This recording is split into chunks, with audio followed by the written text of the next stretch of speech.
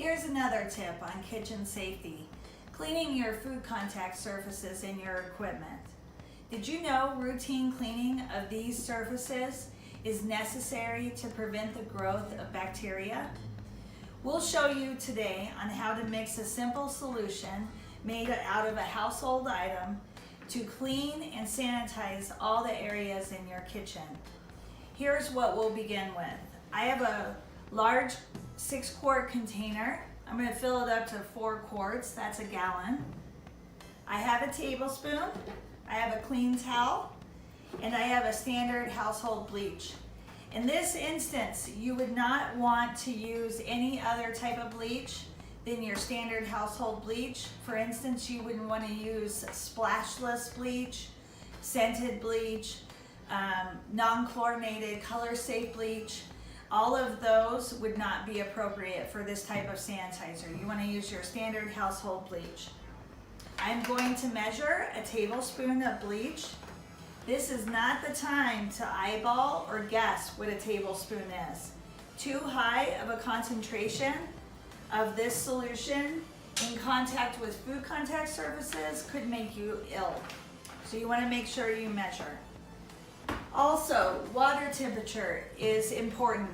If this is scalding hot water, that will render your sanitizing solution ineffective. So you want to make sure the water is tepid. It's about 75 degrees, and make sure you keep that water temperature low. A clean towel comes in. You don't want to use a previously soiled towel. That could harbor bacteria and encourage cross-contamination. So we're starting with a clean towel. Now, looking around your kitchen as you get ready to cook, of course, you will want to do any of the surfaces that you might be using. Cutting boards, that's a good place to wipe down with sanitizer. But if we come over into other areas of the kitchen, take a look under here where your dishwasher is. How often do we get under here and clean? And then another route of contamination are the handles of the refrigerator doors. You want to make sure you clean those as well.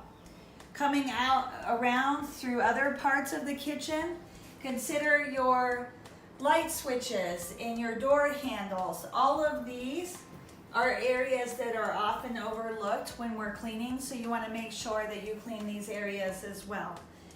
Once you've made your solution and you're done with cooking, you can take that solution throughout the rest of your house, clean your door handles, any heavy foot traffic areas, surfaces that are frequently touched. Feel free to use this in other parts of the house. If you're looking for a smaller amount to mix or other household items that you can use in place of bleach, we will provide you with a link to other options for sanitizers. I hope this helps, and happy cooking.